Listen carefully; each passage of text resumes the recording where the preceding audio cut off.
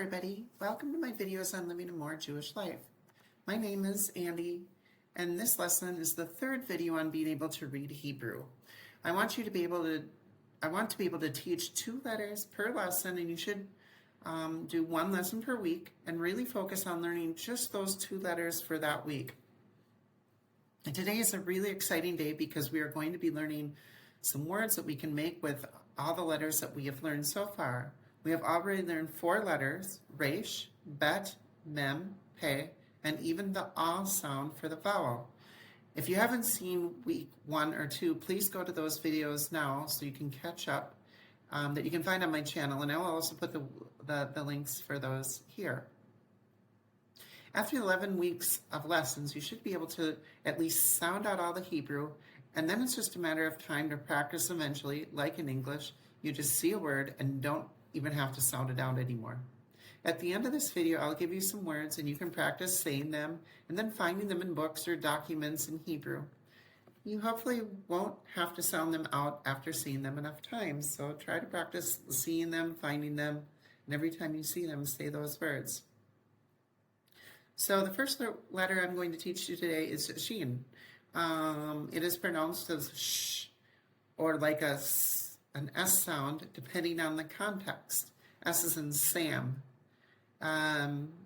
It looks like this, which is on the screen, and it symbolizes teeth. And Shin comes from the word teeth. This is probably the easiest letter to learn since it looks like teeth. And when you make this sh sound, you're pushing air through your teeth. If the dot is on the right-hand side, then it is a sh sound like this. If the dot is on the left, it is a s sound like this. The next letter I'm going to teach you is a Lamed. It has a sound closest to our L sound, as in laughter. It looks like this. The symbol Lamed represents a shepherd's staff, and the word Lamed refers to learning. So think that a staff is used by someone with authority and one who may need to teach. Lamed is also in the middle of the Hebrew alphabet, and it sticks up above everything. And the word lave means heart, which is in the center of the body. So Lamed's in the center of the alphabet, lave is in the center of the body, kind of in the center of the body. And so you can actually make that with 2 letters we've learned, the Lamed and the bet. Bet sounding like a V sound in this instance, lave.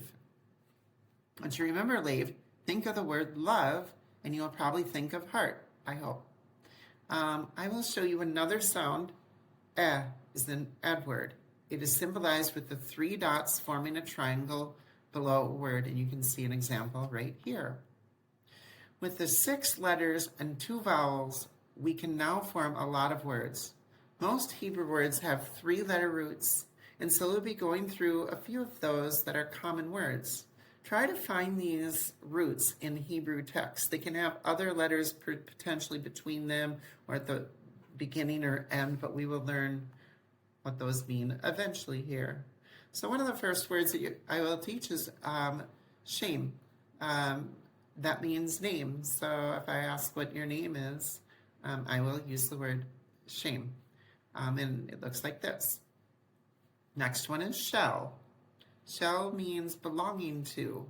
So if I said the book of mine, I would say the book shall Andy. So Sefer shall Andy. Next one is the word for meat, and this generally refers to land meat, basar. The sheen sounds like an S sound, and so it's basar. So we're using that ah sound in both circumstances. Now a couple 3-letter root words that are really common is shin, mem, resh, which we know all 3 of those, and that means to keep. It refers to keeping, so we Shomer Shabbos. So if you've heard of Shomer Shabbos, it means we keep the Sabbath. Another common one that you'll hear is shalem, Shin, Lamed, Mem. This means to complete or pay. It's also the root of the word shalom, and I'm sure everybody has probably heard the word shalom before. And so really, when you are at peace, we translate that word, I guess, as peace, but you're really complete. You feel completeness, and then you are at peace. That is it for the week. I hope you enjoyed, and you will see me next week for lesson 4. I hope you enjoy your week and practice the way. Thank you.